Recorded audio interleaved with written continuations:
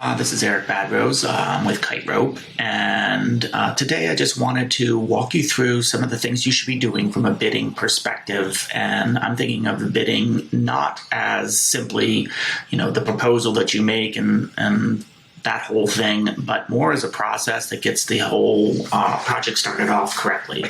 A little bit about me: I've been working in the motion graphics, animation, VFX, live action production space for maybe 15 to 18 years for some of the best businesses in the world. I get hired in order to come in and set up their operations, as well as be head of production and just kind of get everything going. So when I talk about this, a lot of these ideas in here can, expand into other fields, and it's pretty straightforward to do that. It's just project management. What I will say, though, is, there are all sorts of certifications and things like that you can do in, project management, like the PMP or, Scrum Masters and Agile. And there are all sorts of different structures in terms of this.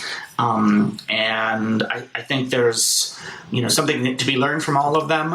In my experience, each field has a separate sort of benefits from doing that. So you might have something like construction benefits from like a waterfall, which we can talk about, or, software seems to be doing pretty well with Agile and sprints and things like that. I'm going to talk to you a little bit about principles, not only for your entire process, but mostly for bidding and how you should think about everything. So not everything 100% will apply to you, but I'd say that all the principles will apply. So the first thing I'm going to get started on is, walking you through how to do a bid. And not only how to do a bid, but to create a template for your business's bid. A lot of people think of the template as an estimate, so there are a lot of pieces of software out there that can help you build out a client-facing estimate, and I want to make some differences or point out some differences between that and what you should be doing. A client-facing estimate is one part of getting a project started off correctly. It's a dangerous part to do only by itself. So you need to really think through the entire process, and I'm going to walk you through how to create your own template in order to sort of set you up for success on a lot of different levels. This is very straightforward. You might need Google Sheets or Excel or something like that in order to do it. There are a lot of other tools out there for this. Kiterope is one of them, which if you want to know more about, I can tell you more about that. A lot of them don't offer the things that you'll need that I'm going to be showing you in this building of this spreadsheet. That is a lot better than 95% of the tools that are out there for you for doing this. That won't get you in any trouble. But let me talk you through this, and let me start that off right now. I'm going to switch over to screen share. All right, so let's get started here. So the idea behind this is that you want to have something that you can go to that can be given to your employees and your partners, and you can create something that gets the entire project started correctly. I'm going to be talking with reference in a lot of ways to like motion graphics, but this applies to a lot of different things. You can use it for, small scale construction, graphic and anything, software. I mean, it's just these are basics. So the first thing that I think everyone should know is that you need to have like an internal bid and then an external bid. And this is really important because a lot of these pieces of software out there are going to give you like a client, what I would just consider a client-facing bid. It's just telling you what you're charging clients, and that's great and all, but you're missing the entire piece, which is, hey, thinking through the entire project and what's the timeline, what are the resources we're going to use, what are the costs associated with those resources, when's the feedback coming in, what's the loop on the feedback, all that kind of stuff kind of just goes to the wayside if you just present something from a client side of things. So it offers up, it causes a lot of risk for you if you don't think through everything on the internal side and client side. So the first thing we're going to do is I'm going to just sort of build this out, and I'm going to rename this to client bid. Okay, and I'm going to create a new one and say it's internal. Okay, so basics in here. So if I'm in the client bid, you're going to have a few things. You're going to have your name, your company's name. So you have like a logo in here somewhere. Okay, I'm not going to go into putting your logo in there. I think you can figure that out. You're going to need to have your company's name and address. Okay, name and address. Right. Then you're going to need client name and address. Client contact, right? Okay. These are super important in terms of just, I think, legality maybe. I've never had any issues with this kind of stuff, but it's good to have that stuff in there. So you have their name, your email address, all it just helps, because in the future, you're going to have these things archived in some way so that you can always look back, and you want to make sure that, you can easily see who was the client on this project, who approved it, because you want some sort of continuity, so that you can look at some other producer can come in, or project manager can come in and continue off where another one left off. Then you're going to need the project name. People have different things for what a project is. Is it called a job? Is it called a project? Is it called a scope of work? I prefer project. Some actually people call it a campaign in the advertising business, but it's basically like, what are you calling the overarching element that can sort of hold additional scopes of work if overages are needed. And I can talk you through that a little bit. And then usually I'll put in something called a job or bid name, so that, and those things could be different. So you might, I primarily would say do it a job and then put the bid name underneath it, in terms of, so like if you've got bid number version 3 or version 4 or whatever. Okay, so this is kind of like the header. Normally in the companies that I've worked at and everywhere, this kind of comes on the same page. You can output a PDF. But this stuff is is the thing that actually goes to client, okay? And you'll need to format it and everything like that in order to make it look good. But that's generally the information that they need for overall stuff. Okay. The next stuff that you need is and different companies choose to do it in different ways. You need some sort of contractual side of things at the end.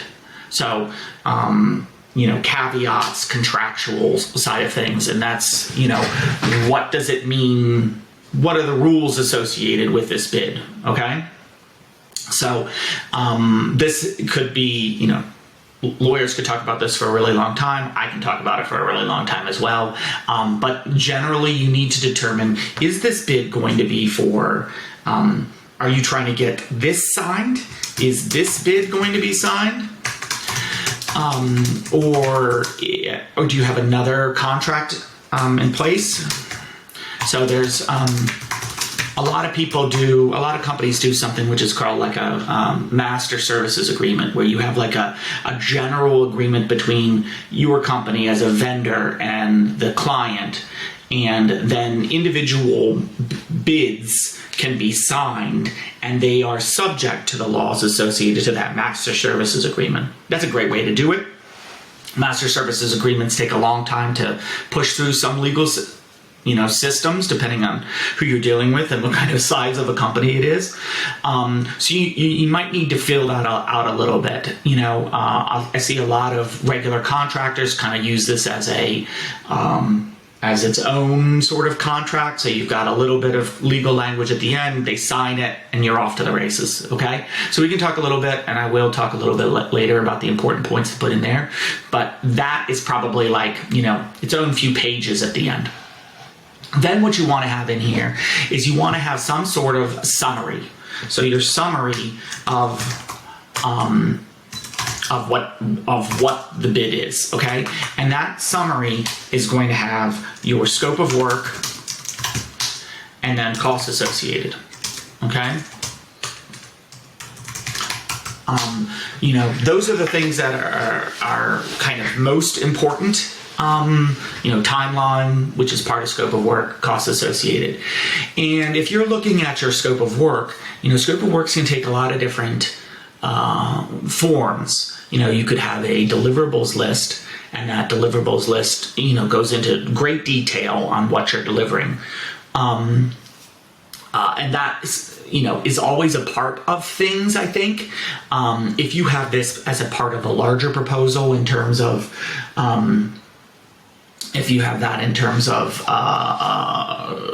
a larger proposal where you're showing something that you're going to do, for instance, you've got blueprints for a building, or if you've got a presentation where you're showing some videos about what kind of animation you're going to do, motion tests or style frames, all of that kind of stuff is really, really helpful to reference.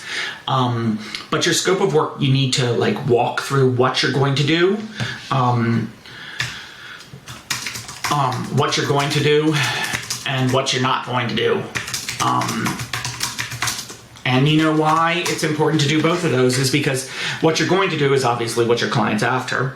And what you're not going to do is what, you're protecting yourself against risks as well as protecting your clients against the cost getting too high, right? So there's sort of both sides of the story. It's some of the biggest accounts you'll ever get where you make a lot of money is because you are not saying these are things I'm not going to do. You're not protecting yourselves in that way, and so people are willing to pay a lot more because they believe that you're going to handle everything, right? So if you're competing with other companies, you need to have a very clear understanding of what you're doing and what you're not going to do so you can do the next part, which is, kind of an internal bid. So I'm going to go step away from this for a second and go to internal bid. So an internal bid, there are a lot of different ways to do it, right? There's one way is you can sort of just not do it at all. And this is the first part of this is why I see a lot of these softwares that are coming out here that are kind of all integrated solutions. And I think that it can be done well, just they're not doing it well yet. So you need to do this in order to make sure that you're not going to take a bath when you actually have to provide the services that you're claiming. So let's say you've got a project coming in and you're going to, have a producer on it. You're a project manager, so you'll be a project manager on it, okay?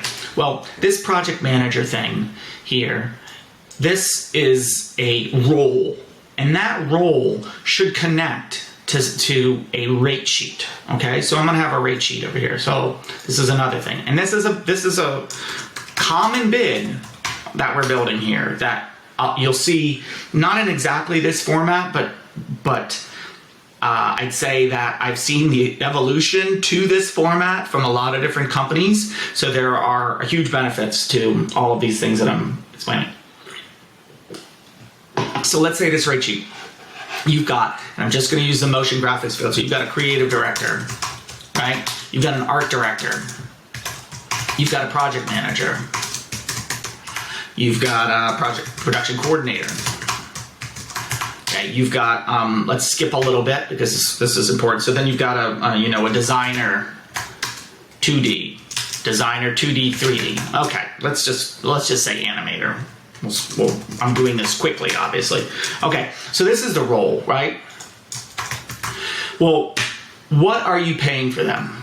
Okay, so you've got some people potentially on staff, some people potentially who are freelance. What is the thing that you're going to call your internal rate or cost? Okay, those things. Let's say you're paying $1,000 a day for your art director, $800 a day for your project manager, you're paying $750. Your production coordinator, you're at $350. Your designer, you're at $700 or maybe even $800 nowadays.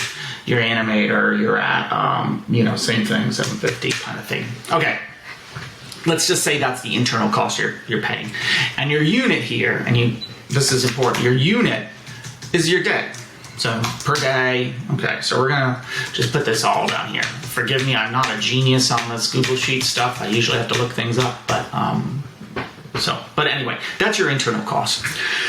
You need to also have your client-facing cost. Okay, so this is their client rate. Okay, and this is why it's important to have both of these things. So let's say that this is your internal rate, and that's what you're paying them, sort of not including any what are called fringes or benefits or anything like that.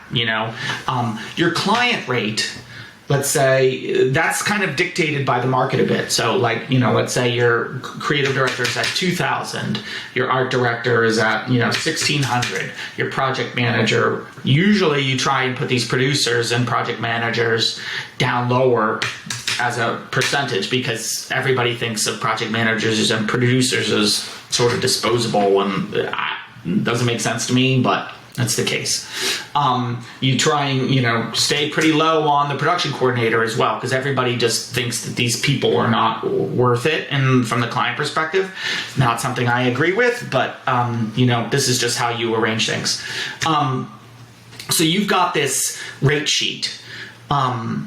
This rate sheet then you want to have feed into this. So if you've got your project manager and you say, okay, and this is going back into many ways to do it. So let's say, how many days are we going to take to do this thing?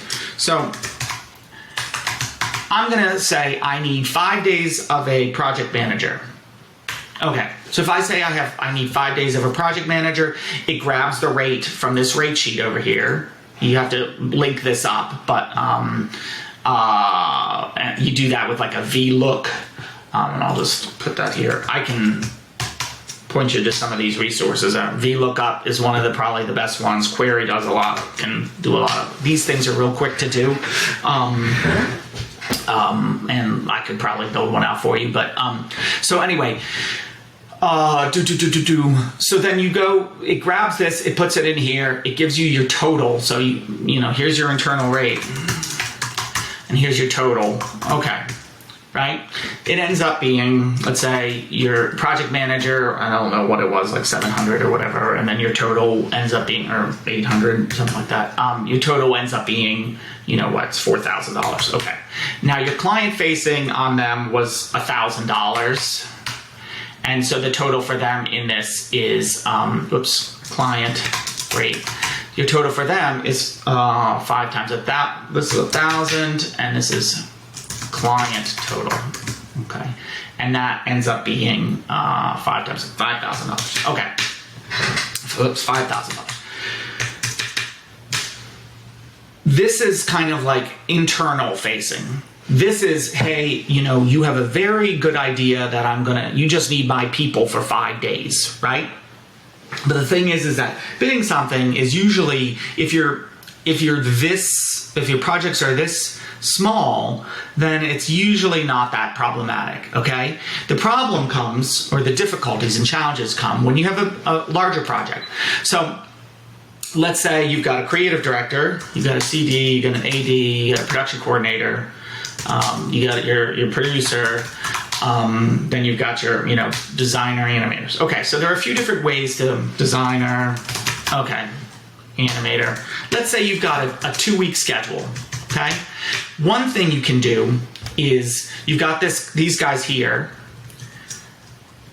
and I generally put in something over here to try and communicate, or to at least allow in your template something that says, hey, what this is. Right? So what is it? Well, it is, this is, 1 day per week, 2 days per week. Not useful in this case particular, but let's say it's the schedule-based version. Okay.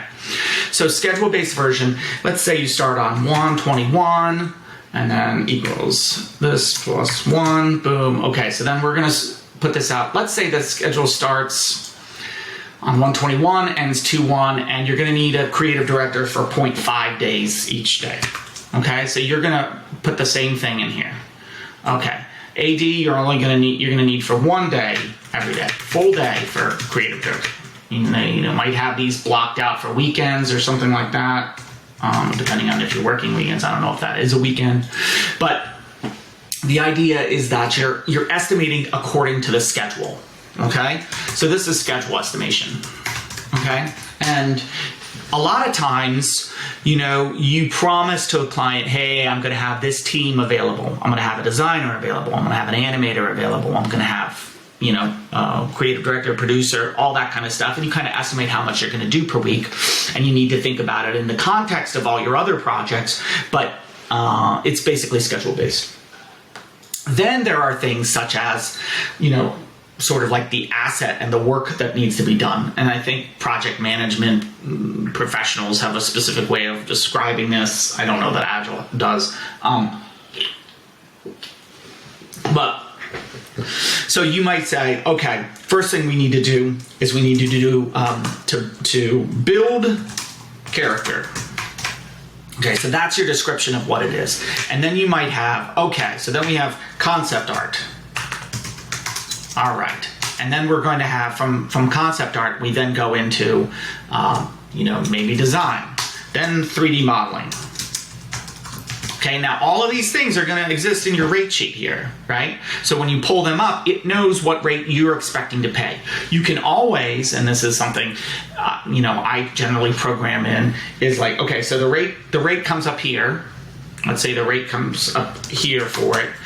And it might be, okay, this is, $700 a day, this is $800 a day, and this is $300 a day, $400 a day. Obviously, you don't do that. But then you might have the ability to override this field. So, okay, I know this really good concept artist, he's perfect for this. I know he's $825 a day. You override it so that you can have more flexibility to do things. All right. So in this case, you now know, okay, I'm going to have 4 days of this person. I'm going to have 2 days of this person. I'm going to have 8 days of this person. The texturing comes next, and you go through each individual. So you build out that character, like character 1. Then you've got 5 more characters. And so you grab this and assess. This is character 2, same, less, more, okay, kind of thing. Now, this is where, specific software for this is really helpful. A lot of the times, what I've found is there are, huge VFX softwares for project management, like your shot grids and what's the other one that, F-Track, that tend to be unwieldy from a business perspective. It's really good if you've got 1,000 shots and the project management of the thing is such a huge endeavor that you need to have, and you've got hundreds and hundreds of artists working on things. I'm not doing this for that because you kind of just have to do things differently on this. I'm doing it for a business that has less than 70 employees. Okay.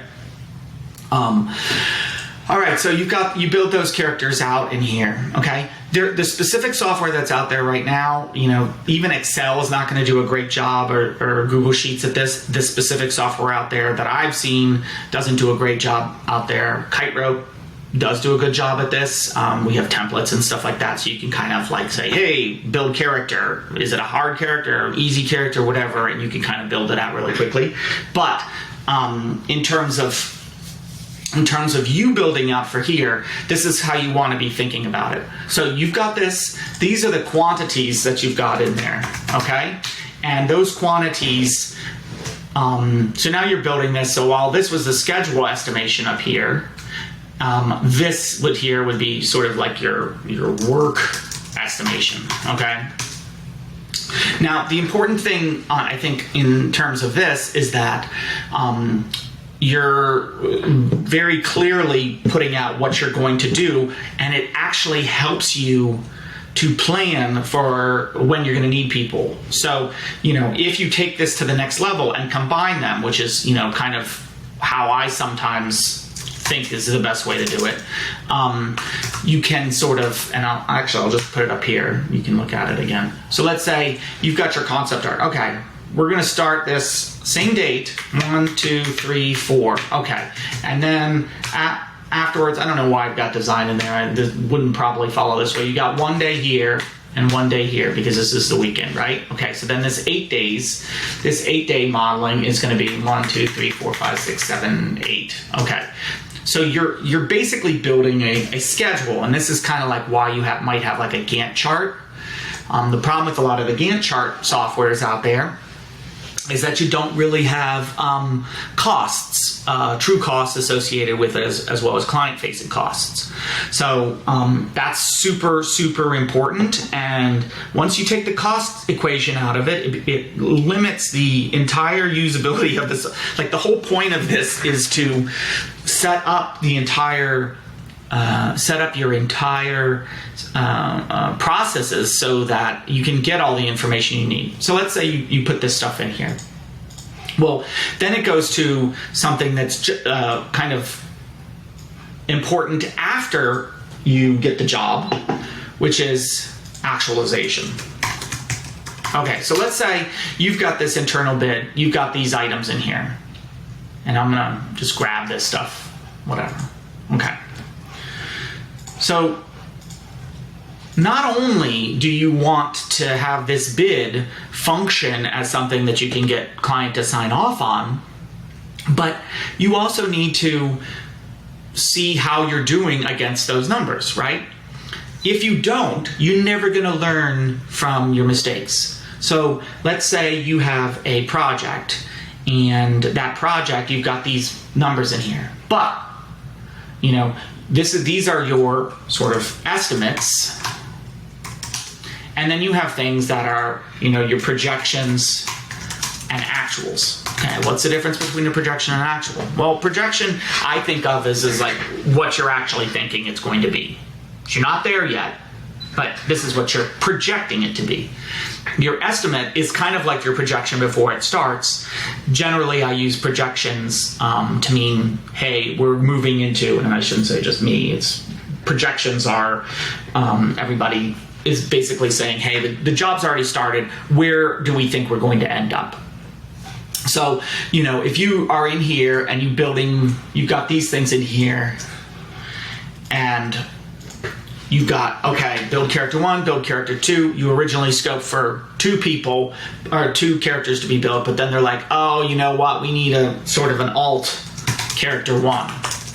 Well, alt character 1. It's very clear at this point now that you see you need an alt character 1. Well, this wasn't scoped for, so you should potentially go back to your client for some more money. I mean, not potentially, you really should.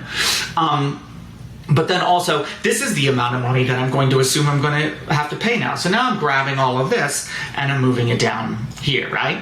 So this whole person, now I'm saying, okay, my projections were, you know, 4 days of this, but now, or I should say, this plus this, 4 plus 4. Now we're at 4 plus 4 plus 4. So we're at 12 as opposed to 8. Okay, so you need to have some place where you can see, where you can estimate, okay, what I'm going to use forward, which is your projection, and then when you actually use those days, somebody works for you for 1 day, then you switch that to your actual. So you need to have a little bit of a portion of that, and you know, I haven't found a great way to do this that in Excel and Google Sheets. One of the ways is to split these up, you know, like let me see, is this right? Split these up. So, you know, up here would be your estimate, and then up here would be your estimate, and down here would be your projection. So that's one way, right? And you have like a date whereby it changes from, you know, like, okay, what is our current, like, you can go by where are you actualized up to? Like, what do you have real numbers for? I have real numbers up through, you know, what is this date? Where did our numbers go here? Internal bid. These dates here have to be up top here. So let's say your dates are right here. Okay. So I've got real data up through 125. Real data up through and you 125. Okay, so then that date says, okay, this here is all real stuff. So you kind of just use that to grab that data on that. And then you can have sort of like analysis. Okay. So in this analysis, you can be looking at, okay, estimate. And then projections. Okay, so you can say, okay, I had creative director, my estimate was for 4 days. My projections say it's going to be 6 days. I'm over by 2. Variance, is up here. 2. The cost on that. The cost on that is, $2,000. Negative $2,000. All right. And you do that for each of these things. You build out a table here that does those individual things and gives you, okay, at the end of this, I'm going to have a profit of negative $4,000, negative $8,000, or in the opposite, the other way around. What it ends up doing is allows you to see much earlier in the process, okay, there's a problem going on, and it allows you to adjust. Versus if you just created a bid for your client and you don't really have a good idea of the costs internally, you don't know when you're deviating from those costs. You don't know if one of your producers is continually overspending or underspending, or the capabilities of those individual artists in terms of this artist who I have on staff continually over delivers, and we estimate him at 3 days, but he always gets it done in 2 days. Well, that's something that you want to know. Because that allows you to sort of keep the people on who are more valuable to you, and then you know what they're worth to you in terms of that. So let's go back to client bid for a second. So like what you want to do, so you've got this scope of work in here, and your scope of work, let's say you have a deliverables list, and I try to be very clear on the deliverables list. A lot of times a deliverables list has to come in as a separate piece, because the deliverables list might be, I've had thousands of deliverables on things. So whatever system you need to have, but it's like you need to have the deliverable, the number. So it's quick number, the name, if you're in the video business, duration, if that makes sense. You're going to want to say the date of delivery. You're going to want to have format. You're going to want to actually have the scope. So like, are you animating a 3D character or doing a dance in front of a bunch of mountains, and then a car drives in and the person hops in the car and they drive off. Just the description of what you're doing is, and the whole thing is in a photorealistic way, and it's going to be completed with 4 rounds of review. All of those things, anything you can do to put information in there that clarifies what the client is to expect. And the reason why it's important, not only so that you don't have so that the client doesn't have some question about what you're going to be doing, but it also later on, it's like, hey, we agreed to do this, but not this. I know you asked for this, but if I were to do that, it would be this much more money. And the important part of it is to find something where you're providing a service for your client, that the service that they want. Some clients don't want anything else other than what they're asking for. Okay, so they might be, we want one producer to join our staff and behave like a staff member for 1 day. If you go in there and are putting in a producer and a creative director and things like that, they're going to be not happy. If you go in there and provide a production coordinator, probably not going to be happy. Then there are clients who are, we just want the problem solved, and you need to figure out where the problem ends. And it's your job, and someone's job at least, to determine where the problem ends. If they decide that the problem is that, somebody isn't getting health care, the owner of their company needs somebody to watch their elderly grandparent or something like that. Is that part of the problem?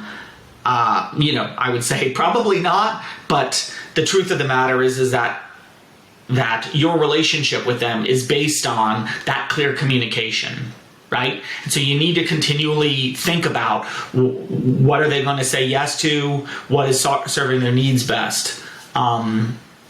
So that this here is part of your deliverables list. Now, after your deliverables list and your scope, and you write out exactly what you're going to be doing for the people, you want to have some sort of summary of the costs. Okay, well, this is great, because this is already done for you, right? You've already got this in here. You know what this is equaling. So let's say, let's just put in our total, internal, and then you've got your equals, sum, and then just kind of grab this through the end, right? And then, okay, boom, all right. So then this, and then this equals, let me just grab this, see. Okay, and then you got this, right? And then what you want to do, and there are a lot of ways to do this, but one way is to say, hey, whenever it's concept art, we add up those numbers. So, when this rate sheet item, find this in like a VLOOKUP, and then take the number of days here, right? So it would grab that, it would come up with number of days. So this is our quantity, this is our units, this is our rate, and that's the client rate, right? Whatever that is. So this will say day, and then this will be 2,000. I don't know if that's correct, whatever. I'll just put in creative director because I know that we put 2,000 for that, right? And then the total for that subcategory. Okay, so that's one way. And this is actually the line item of it, not the sub. Okay, so let's say your creative director ends up being that, $16,000 for your creative. Obviously, you format this in a way that it looks presentable, but this is the line item. So I normally put this on like page 2. Page 1 actually has the summary, and you might say, okay, in your rate sheet, you might say these are the boop, boop, boop, category. And our categories, forgive me for misspelling, I'm noticing it every time, but I'm sure you get it. The category is creative and project management, right? This here might be production. Then you might have some, inventory. Let's say you're, have computers that you use that you have to rent, or so let's say materials, whatever. So then that might be, workstation. You might say render farm. These are kind of like more like resources and things. So that might be like, $100 per month. And the client is $200 per month, okay? Your render farm, you just basically come up with these things, right? So that these categories then are then summed up. So for this summary, you might have, okay, so then creative project management, that's creative management, project management, creative and project management, it sums up the totals. So like, if all your costs in this, creative director, all this kind of things in that category ends up being, $28,000, you sum that up. Then you go to the next category 2. Sum those up. 15,000. Then you come down here and then you put in your subtotal, right? Your subtotal is the sum of all this stuff. So it's equals sum, boom, and then through here, boom, right? Then, just add a few things for you here. After subtotal, you have production fee, okay? different people have different things of determining what a production fee is. But important things to know about the production fee is you kind of have to figure that out with your client and industry and stuff like that. I see between 15 and 25% usually in motion graphics, animation, VFX, live action usually has a markup of 25%. Sometimes people are fighting back trying to get 20%. That ends up being a kind of a different animal. I can explain, you don't really use this bid for that, though it could be. And then you say, okay, so this is, my production fee is 15%, and here's your total. So I should put 0.15 over here, and then you equals this times this. You sum them up, total is this. Right? All right, so then there's your 33,925. Okay, so this, generally ends up being, in my experience, page 1. So this whole thing would be like page 1. Let me see, page 1. This is usually page like 2, 3, whatever it ends up being. Try to get it on one page, right? And then this can end up being, multiple pages. Boom. So one other thing that you might find is that, okay, a client's like, hey, this is a little bit out of our price range. What can you do? Well, you have a discount in here. And you say, okay, I'll give you $1,500 off of it. Okay, because I like you and we want to do business, right? So then you make sure that this includes that, and I think that did. And then you have it, okay? So if you format all this stuff, you end up with a bid that allows you to plan out the project. Then with this kind of calendaring in here, you can say, okay, here's my calendar. And that's a whole nother part of this, is like, okay, this is my calendar. This is when you're going to see something for review. This is when I need feedback from you in order to keep this thing delivering on time. And it's important to have this calendar, because if, they take 5 days to give you feedback or don't give you an approval when they've had 3 rounds of things, well, it's kind of obvious that you're not going to deliver on time. And you want to have your team feel that internal pressure. I feel like a lot of people today want to avoid stress and all that kind of stuff, but like stress is kind of what the job is. There is stress associated with things and pressure to do things, and this allows you to have pressure that is manageable, as opposed to, hey, I'm just going to fail this whole thing. Okay, so you want to have that stress. Okay, I'm seeing a little bit, this is kind of getting a little dangerous here. I need to, dial this lever in a little bit. So then, this, I'd say, if you can get this template and get your team working in such a way as to, do this well, you are really set up for success. Now, you obviously have to do the work and all that kind of stuff, and there's resourcing and stuff like that, but you'll be in a much better place. So let me know if you have any questions, or, I'd love to help out in any way that I can. So just let me know. And thanks for watching. Okay.